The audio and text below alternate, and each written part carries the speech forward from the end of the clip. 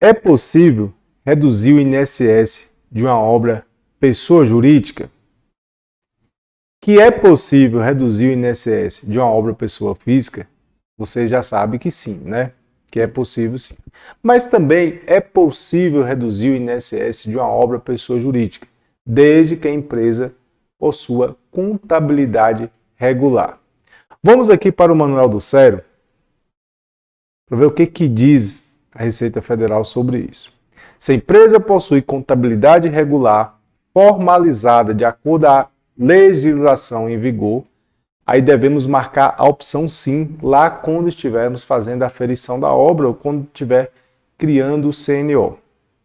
E em seguida preencher o número do Conselho Regional de Contabilidade e o número de inscrição do CPF do contador responsável pela escrituração contábil da pessoa jurídica. Então a empresa ela precisa ter uma escrituração contábil, com caixa, débitos, contas a pagar, tudo certinho para ela pegar o benefício que eu vou mostrar para vocês aqui. Aqui está dizendo que a declaração de existência de escrituração contábil regular pressupõe que a escrituração contábil relativa à obra foi efetuada por meio de lançamentos em centro de custos específico para a obra, que os registros contábeis estão formalizados nos livros diário e razão ou na escrituração contábil digital, que as declarações transmitidas à Receita Federal do Brasil e as informações prestadas ao E-Social estão de acordo com os lançamentos contábeis e que as declarações e informações relativas à obra foram regularmente apresentadas. Ao marcar a opção sim, para informar quem possui escrituração contábil regular, a pessoa jurídica deverá fazer a opção entre duas alternativas. Realizar a aferição indireta de remuneração da mão de obra, utilizando na obra, aqui fala para ver os cálculos aqui de informação direta, aferir a obra com base na declaração de existência de contabilidade regular. Então, o que está dizendo? A empresa, a pessoa jurídica, ela tem a opção de fazer a obra normal, aferir a obra de forma indireta, aí pode cadastrar lá os colaboradores CLT lá no E-Social. Esse crédito vai vir para o sério quando for fazer a aferição, essa é uma opção, ou marcar a opção que a empresa já tem contabilidade regular. Então são duas opções. Quando a aferição é pela contabilidade regular, acontece da seguinte forma. Tanto a obra relativa à edificação quanto a obra não predial podem ser aferidas com base na declaração de existência de escrituração contábil regular.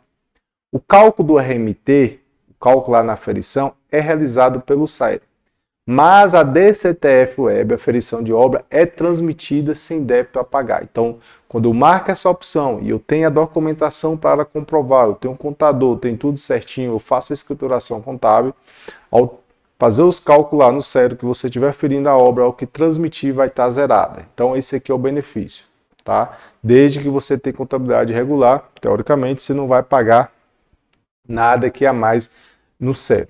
Aqui, ó, aqui tem um exemplo, calculou aqui R$ 3.900, total aqui, os débitos a pagar, R$ 390 mil RMT de uma obra específica, e quando for transmitir aqui, está zerado.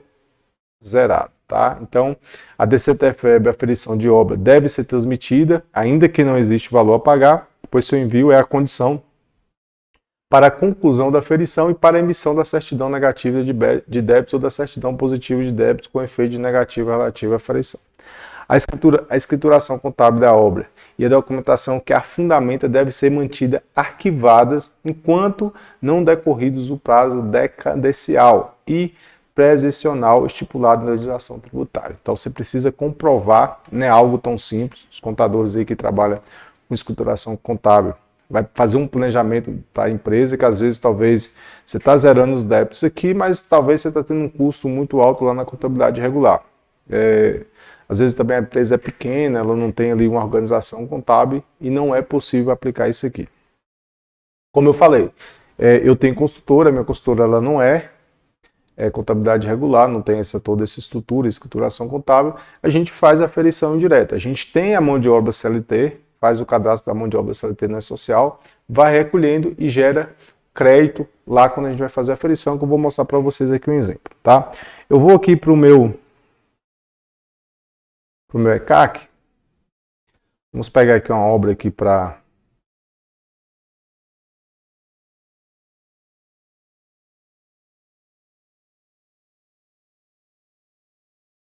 Então, vou aqui aferir obra. Vou pegar uma obra aqui para me aferir.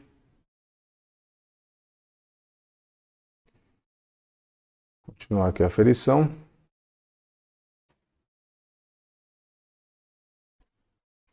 Aqui, ó. Aqui no passo 2 de 8, a obra está perguntando. O responsável possui contabilidade regular e formalizada de acordo com a legislação vigente? Essa obra minha aqui não possui. Se eu colocar assim aqui, aqui aparecem outras informações. Declaração de existência de contabilidade regular. Declaramos sob as penas de lei que a empresa desse certificado digital ou desse código de acesso, mesmo não sendo obrigada por lei, possui contabilidade regular com livro diário e razão escrituradas para todo o período de obra, observando o lapso de 90 dias previsto. Aqui eu tenho que informar o CRC do contador, o CPF, o tipo da aferição vai ser contabilidade regular, e aqui aparecem mais informações, declaração de aferição de contabilidade regular, requisitos para aferição da obra, existência de folha de pagamento específica para a obra, com a correspondente atualização a um resumo geral. A obra precisa ser contabilizada em um centro de custo distinto, contabilizada por centro de custo, a contabilidade precisa espelhar o custo efetivo da obra, então é algo muito mais complexo, tá, pessoal? Quem é contador e sabe do que eu estou falando para ter essa escrituração. A construção com mão de obra remunerada, eu vou colocar aqui sim. E aí, ela vai perguntando um monte de coisa. Declaração de tudo e vou seguir, tá? Então, quando você escolhe essa opção aqui e seguir, lá a construtora vai, o Cero vai calcular os débitos, mas você vai transmitir a DCTF zerada. Essa obra aqui, pessoal, ela deu em torno de R$14 mil de INSS. A gente fez os recolhimentos normal, com a aferição indireta, e conseguimos reduzir aqui um valor mais baixo. Vou mostrar para vocês aqui qual foi o valor que nós vamos pagar de INSS nessa obra. Aqui está aqui, ó, os créditos aqui da remuneração.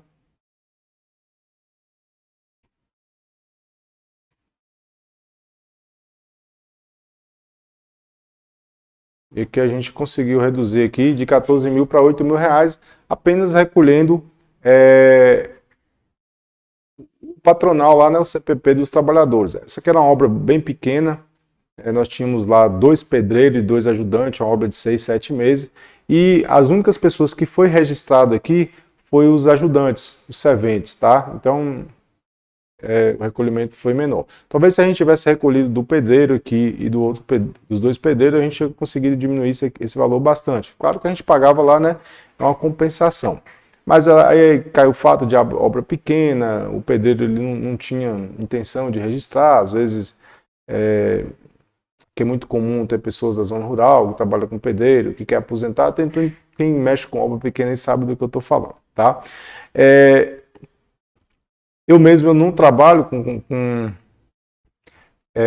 esse tipo de aferição. O nosso curso aqui é focado em fator de ajuste, pessoa física. Eu só estou trazendo isso aqui para vocês terem uma noção também que dá para fazer abatimento, caso aí que a gente tem aqui no nosso treinamento muitos contadores. Eu sempre recomendo os construtores que estão fazendo 1, 2, 3, 4, 5 casas no ano ali, que vocês podem fazer na pessoa física, tá? Podem fazer a obra na pessoa física, vocês vão ter ali o benefício do fator de ajuste, vão pagar menos imposto, aí você pode calcular o imposto no ganho do capital. Eu faço isso, eu sou consultor, eu construo para vender, então eu sempre recomendo. Eu tive uma situação essa semana mesmo que eu atendi aqui no escritório, um construtor de 2 casas, Minha Casa Minha Vida, os débitos a pagar dele deu em torno de 24 mil reais, tá? Devido a obra dele é PJ. Se fosse pessoa física, a gente fez um cálculo rápido, voltaria para 12 mil reais. E nesses 12 mil reais a gente conseguia aplicar o fator de ajuste, com multas e juros ele ia pagar ali em torno de 4 mil reais, no máximo, 4 mil reais. Então ele está pagando 20 mil reais, e para quem trabalha com Minha Casa Minha Vida sabe que isso gera um impacto muito grande no orçamento, que são casas que têm uma margem menor. Qualquer deslize ali, seu lucro vai embora. E aí eu estava explicando para ele que nas próximas obras ele pode trabalhar dessa forma. Lembrando que o Conselho do FGTS, que é o FUND, que financia Minha Casa Minha Vida, ele exige que o documento de responsabilidade técnica seja de uma pessoa jurídica, tá? Para vocês que não sabem aqui, até para estar recomendando o cliente de vocês, eles exigem que seja de uma pessoa jurídica, mas eu posso construir na pessoa física, em meu nome a obra, fazer o CNO, fazer o CEDO, tudo certinho, e eu posso contratar uma construtora para ser a responsável pela emissão do documento de responsabilidade técnica, para ser responsável técnica pelaquela obra. E aí, a obra vai estar na minha pessoa física, mas o documento de responsabilidade técnica vai ser de uma construtora. Como a construtora ela vai entrar, às vezes ela entra com mão de obra, ou às vezes ela entra só com a parte de fiscalização para garantir a qualidade da obra, não, o CNO não vai ser no nome dela. A gente só precisa ser CNO no nome da construtora quando? Quando é uma obra empreitada total, empreitada por preço global. Então, eu posso fazer na pessoa física e contratar a construtora X para emitir o documento. Porque se não tivesse documento também de uma PJ, a Caixa não vai aceitar que essa casa seja comercializada dentro do programa Minha Casa Minha Vida. Então, é um conhecimento que vocês precisam ter para estar orientando o cliente de vocês aí qual o melhor para ter um planejamento tributário, tá? Se vocês ficaram com alguma dúvida, comente aqui, vamos abrir uma discussão a respeito disso aí. Isso é um tema muito interessante e às vezes a pessoa está pagando, deixando dinheiro na mesa por falta de conhecimento. Certinho? Te encontro na próxima aula. Até lá!